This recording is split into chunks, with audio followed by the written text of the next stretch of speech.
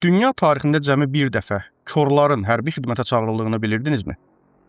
İkinci Dünya müharibəsi illərində Leninqradın mühasirəsi 872 gün davam etmişdir.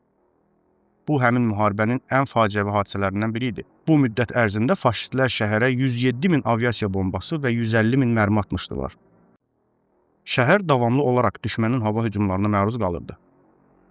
Təxminən elə bu dövrlərdə düşmən təyyarələrinin yaxınlaşmasını eşitmək üçün xüsusi səs detektorları tətbiq olunmağa başladı. Bu detektorun iş prinsipi böyük borular vasitəsilə səsin qəbul edilməsi və gücləndirilməsi idi.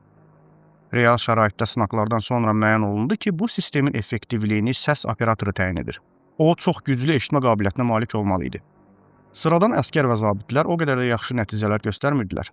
Bir nəfər bu məqsədlə adi insanlardan qat-qat daha həssas eşitmə qabiliyyətinə malik olan korları bu işə cəlb etməyə təklif etdi.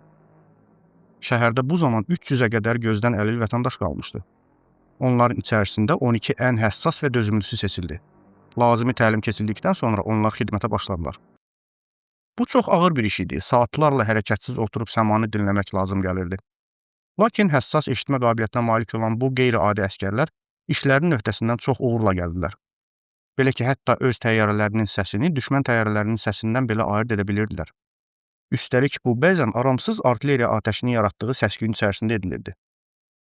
Bir neçə ay ərzində dinləyicilər nəinki düşmən təyyarələrini aşkar edirdilər, həm də hündürlüyü, məsafəni və hətta təyyarənin tipini belə müəyyənləşdirə bilirdilər. Bombardmançılar şəhərə çatanda hava hücumundan müdafiə vasitələri artıq hazır olurdu.